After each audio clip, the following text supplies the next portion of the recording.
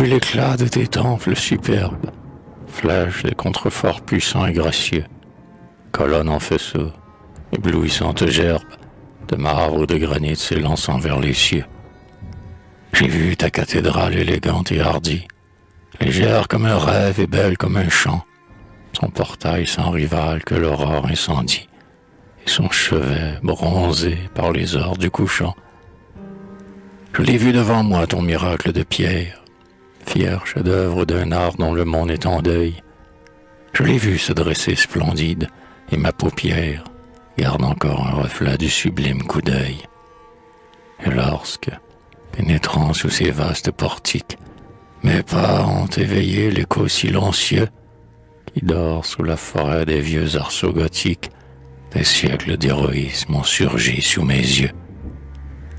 Aux rayons qui tombaient en flots d'azur et d'ambre, des grands vitraux flambants de l'abside de la tour, Saint-Louis, Charlemagne, et jusqu'aux fiers Sicambres, dans mon rêve ébloui passèrent tour à tour. Ils vinrent tous, ce fut un radieux cortège. Mes souvenirs lointains me le montrent encore.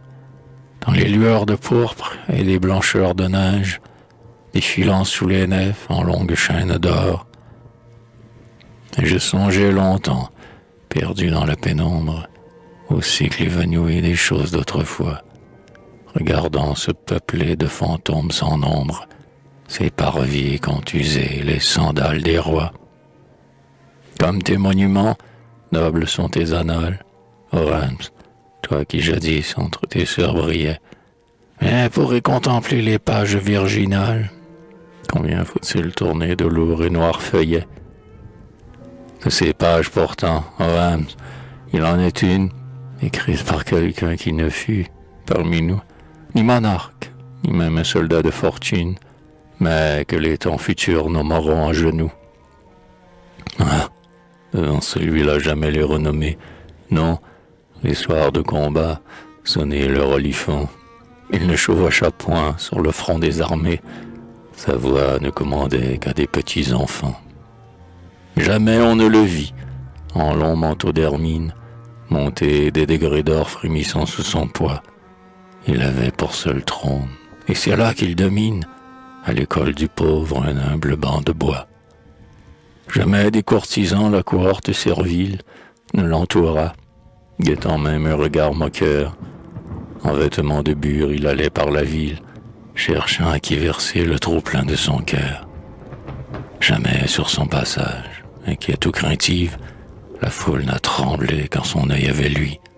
Mais lorsqu'il se penchait sur l'enfance chétive, les anges du Seigneur s'inclinaient devant lui. Il avait un grand nom, il avait des richesses. L'avenir l'attendait sur des seuils enchantés. Fortune, espoir mondain, sourire de duchesse, il sacrifia tout pour les déshérités. Et puis, simple soldat dans les saintes milices, héros obscur, domptant la chair et ses défis, de l'abnégation il but tous les calices et suspendit son âme au clou du crucifix. De tous les dévouements possédés du délire, il prit un livre et dit aux pauvres: accourez, les petits, venez apprendre à lire. Trésors du bon Dieu n'ont point de préféré. Délaissés, orphelins, venez tous à l'école, je vous enseignerai, compatissant et doux, la science profane et la sainte parole. Je suis le serviteur des serviteurs de tous. La haine lui jeta plus d'un crachat sordide, mais Dieu prêtait sa force à son noble dessein. Le peuple suivait cet homme au front candide, prêchant comme Socrate et vivant comme un saint. Reims, bien des beaux noms brillent dans ton histoire. Sur tes dômes, on lut bien des jours triomphants. Mais lorsque l'avenir parlera de ta gloire, il citera la salle entre tous tes enfants. Car, sur les parcs royaux, quand les princes en foule envahissaient ton temple en habit de gala, tes autels sacrés jamais la sainte ampoule n'a coulé sur un front plus grand que celui-là.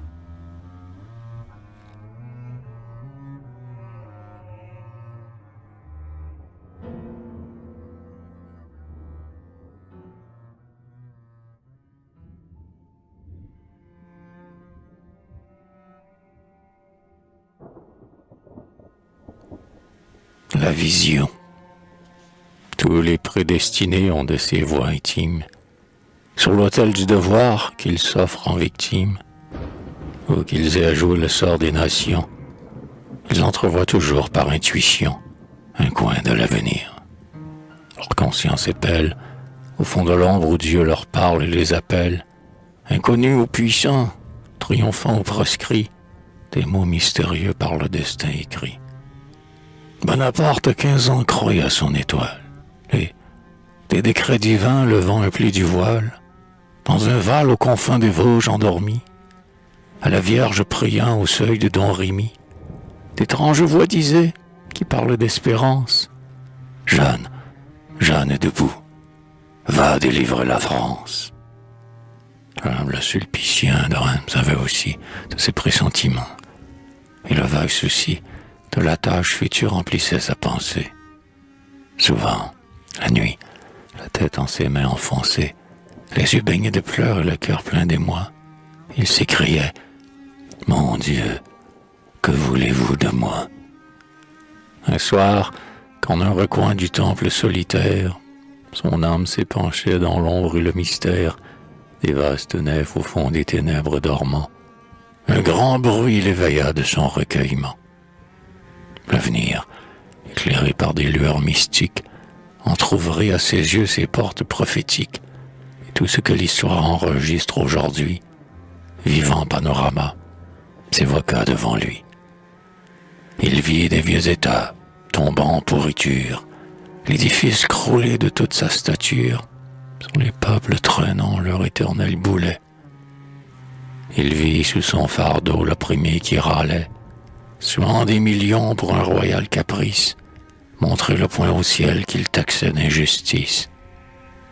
Il vit, autour des rois condamnés sans recours, l'impiété grandir dans l'impudeur des cours, et passer, ricanant sous son regard austère, des bras de Messaline au souper de Voltaire.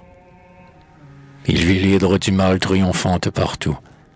Il vit, ébranlant tout, sapant tout, souillant tout, à la face du ciel que leur reine défie, affublé du manteau de la philosophie, l'ignorance et l'orgueil proclamés en tout lieu, que pour affranchir l'homme il faut détruire Dieu. Il vit la royauté s'effondrer dans la boue. Il vit au chevalet, au bûcher, à la roue, à son tour implacable arbitre du destin, succéder le couteau sanglant de Guillotin. Puis désordre sans nom, terreur, révolte, émeute, l'anarchie en fureur lançant toutes ses meutes, à l'aveugle et sans frein, contre tous les pouvoirs. À bas tous les respects, au vent tous les devoirs. Il vit en frémissant les rivières accrues, les flots de sang humain qu'on versait dans les rues. Il vit les saints parvis s'ouvrir, et sur l'autel, le paganisme ancien n'avait vu rien de tel. La prostitution, en déesse drapée, venir prendre au grand jour la place inoccupée. Le prêtre haletait dans l'ombre, les sanglots qu'arrachaient de son cœur ses lugubres tableaux faisaient pleurer au loin l'écho des saintes voûtes. Ses larmes arrosaient le marbre goutte à goutte. Qu'autrefois le Christ au mont des Oliviers, il sentait sur son front, comme un vol d'épervier, s'abattre les seins noirs des misères humaines. Il voyait, là, livrée à mille énergumènes, la France qu'il aimait, la France son orgueil, vaisseau désemparé, lutter contre l'écueil, tandis que l'équipage au milieu des orgies, le blasphème à la bouche et les manches rougies, dans des affolements sauvages emportés, profanait ton grand nom, sublime liberté. Et pendant que le sang pleurait dans les ténèbres, le doigt de Dieu tournait d'autres pages funèbres. C'était, plus tard, le souffle infernal de Satan, brisant leurs ailes d'or aux légendes d'antan. Du scepticisme froid, c'était la plaie immonde, sans cesse élargissant sa tare sur le monde. C'était de l'idéal les temples oubliés, sous le sceptre d'argent tous les genoux pliés, plus d'aspiration vers le ciel, tout entière, l'humanité, le front courbé sur la matière, traînant, spectre blasé, sous le firmament noir, son existence morne et son cœur sans espoir.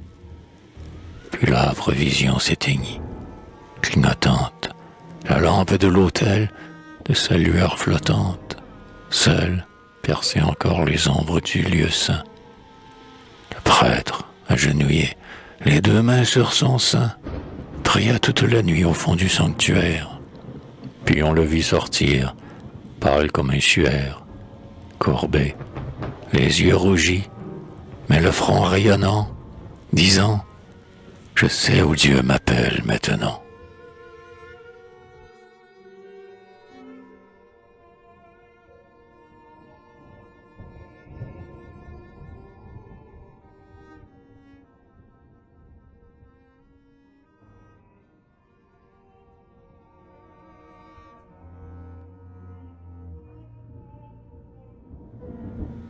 19e siècle.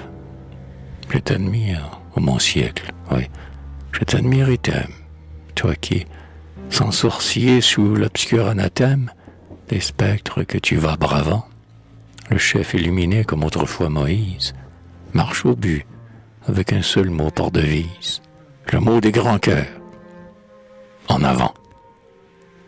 Ô mon siècle, qui donc a dit que tu recules, quand tout penseur, perçant l'ombre du crépuscule, l'œil tourné vers les hauts sommets, le front dans les clartés, prunelles éblouies, s'effare d'entrevoir les splendeurs inouïes des aurores que tu promets.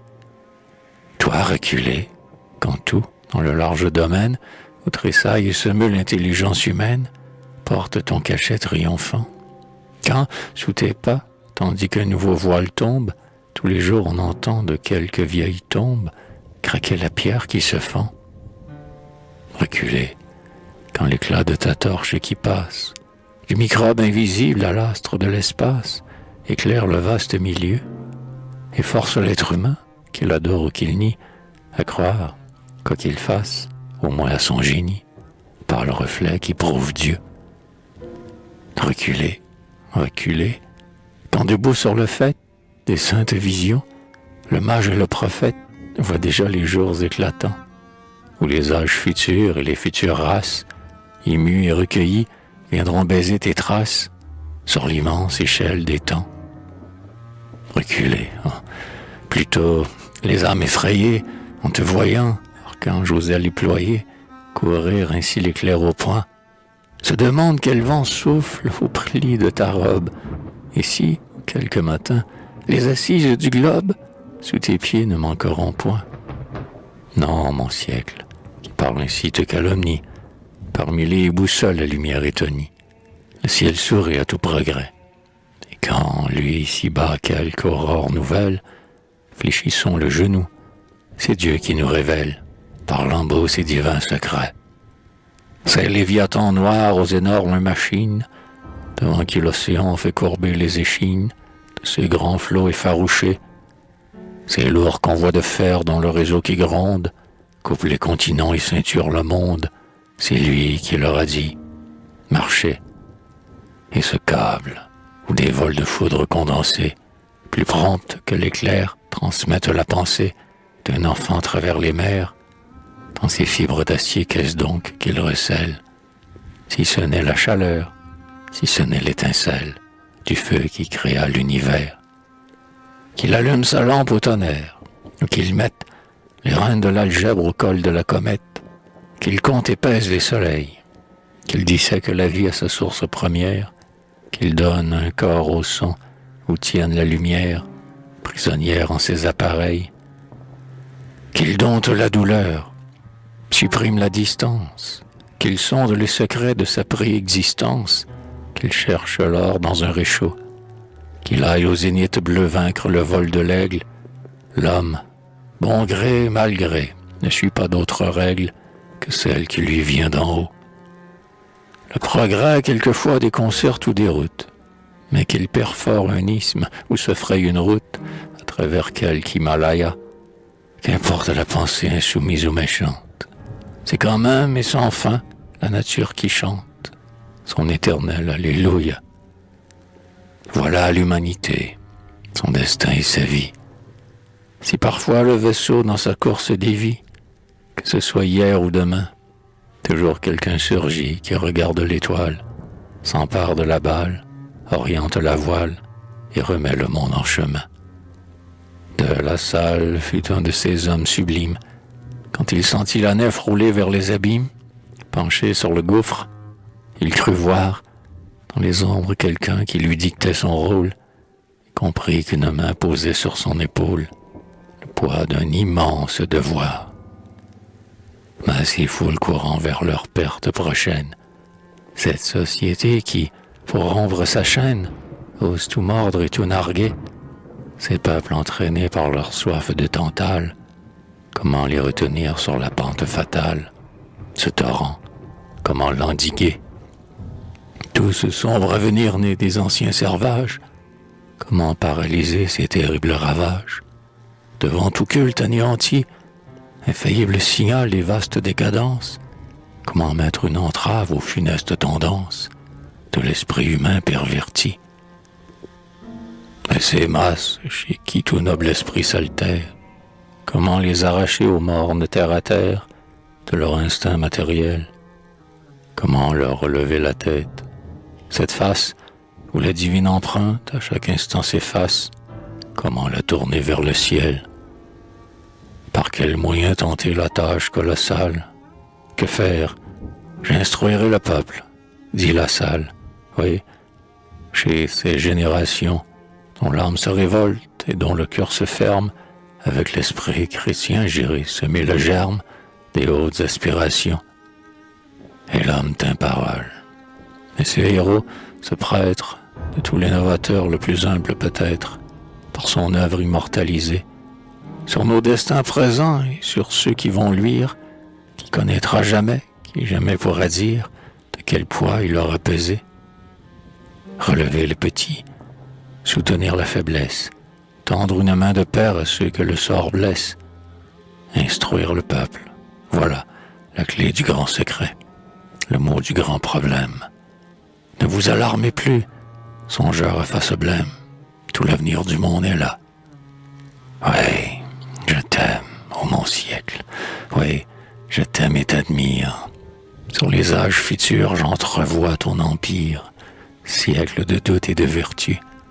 Mais sous les lambris d'or comme dans les chaumières, au siècle de progrès, au siècle de lumière, sans ce mot-là, que serais-tu?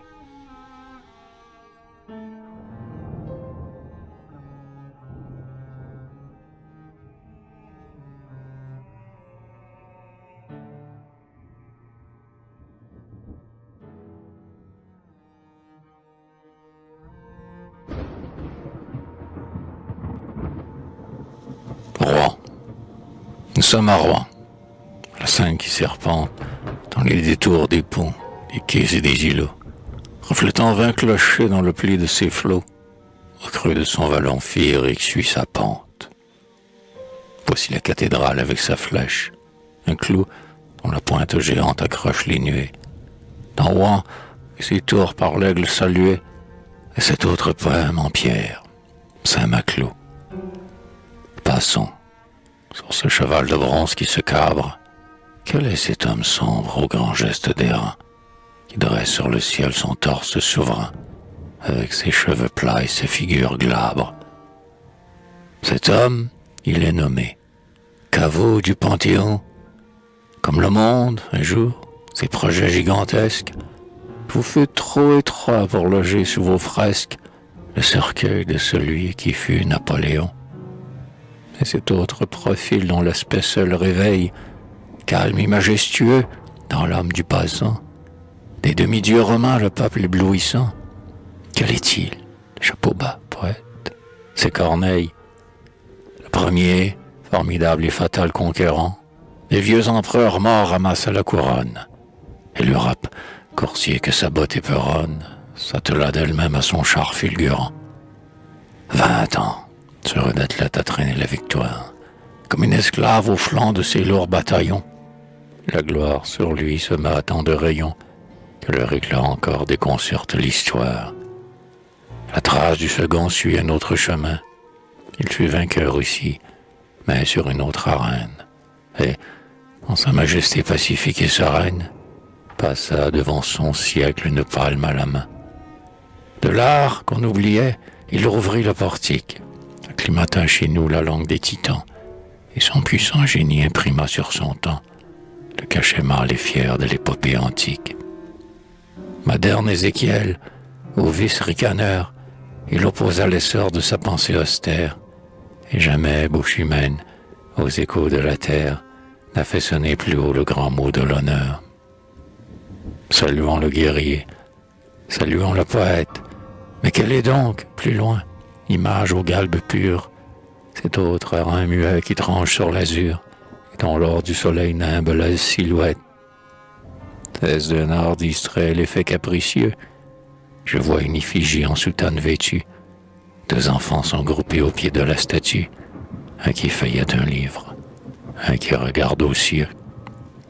Non, là tout est symbole, aucune fantaisie. La pensée artistique a vu bien au-delà. Et l'œuvre de la salle est tout entière là, dans sa philosophique et simple poésie. Colonne du désert faite d'ombre et de feu, œuvre par qui deux fois le monde s'émancipe, sachant unir et fondre en eux-mêmes principe le droit de la science avec le droit de Dieu.